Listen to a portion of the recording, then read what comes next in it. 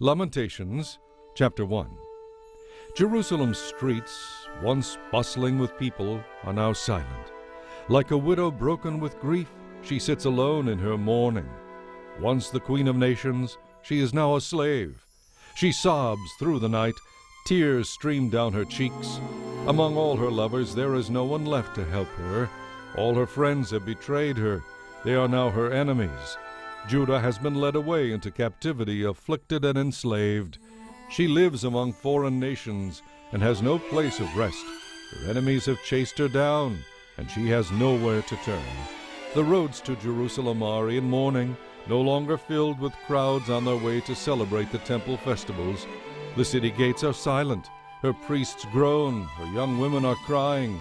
How bitterly Jerusalem weeps. Her oppressors have become her masters, and her enemies prosper, for the Lord has punished Jerusalem for her many sins. Her children have been captured and taken away to distant lands. All the beauty and majesty of Jerusalem are gone. Her princes are like starving deer searching for pasture, too weak to run from the pursuing enemy. And now, in the midst of her sadness and wandering, Jerusalem remembers her ancient splendor. But then she fell to her enemy, and there was no one to help her. Her enemy struck her down and laughed as she fell. Jerusalem has sinned greatly, so she has been tossed away like a filthy rag. All who once honored her now despise her, for they have seen her stripped naked and humiliated. All she can do is groan and hide her face. She defiled herself with immorality, with no thought of the punishment that would follow. Now she lies in the gutter with no one to lift her out. Lord, see my deep misery, she cries. The enemy has triumphed. The enemy has plundered her completely, taking everything precious that she owns. She has seen foreigners violate her sacred temple, the place the Lord had forbidden them to enter. Her people groan as they search for bread.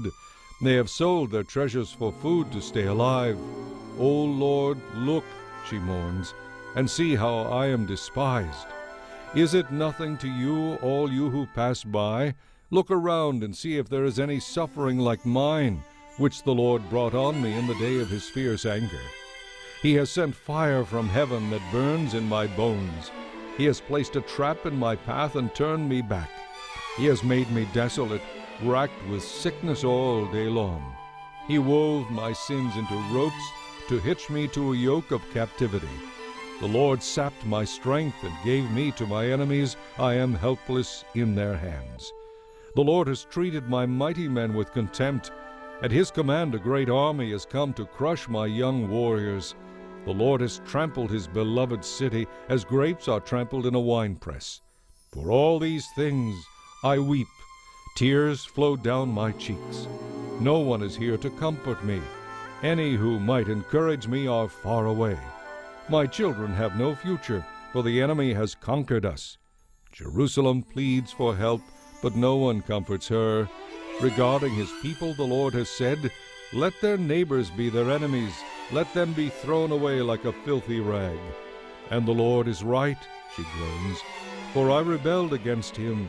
Listen, people everywhere, look upon my anguish and despair, for my sons and daughters have been taken captive to distant lands. I begged my allies for help, but they betrayed me. My priests and leaders starved to death in the city, even as they searched for food to save their lives. Lord, see my anguish. My heart is broken, and my soul despairs, for I have rebelled against you. In the streets the sword kills, and at home there is only death. Others heard my groans, but no one turned to comfort me. When my enemies heard of my troubles, they were happy to see what you had done. Oh, bring the day you promised, when you will destroy them as you have destroyed me. Look at all their evil deeds, Lord. Punish them, as you have punished me for all my sins. My groans are many, and my heart is faint. Chapter 2. The Lord in his anger has cast a dark shadow over Jerusalem. The fairest of Israel's cities lies in the dust, thrown down from the heights of heaven. In his day of awesome fury, the Lord has shown no mercy, even to his temple. Without mercy, the Lord has destroyed every home in Israel. In his anger, he has broken down the fortress walls of Jerusalem. He has brought to dust the kingdom and all its rulers. All the strength of Israel vanishes beneath his fury. The Lord has withdrawn his protection as the enemy attacks. He consumes the whole land of Israel like a raging fire. He bends his bow against his people as though he were their enemy. His strength is used against them to kill their finest youth. His fury is poured out like fire on beautiful Jerusalem. Yes, the Lord has vanquished Israel like an enemy. He has destroyed her forts and palaces. He has brought unending sorrow and tears to Jerusalem. He has broken down his temple as though it were merely a garden shelter. The Lord has blotted out all memory of the holy festivals and Sabbath days. Kings and priests fall together before his anger. The Lord has rejected his own altar. He despises his own sanctuary. He has given Jerusalem's palaces to her enemies. They shout in the Lord's temple as though it were a day of celebration. The Lord was determined to destroy the walls of Jerusalem. He made careful plans for their destruction. Then he went ahead and did it. Therefore the ramparts and walls have fallen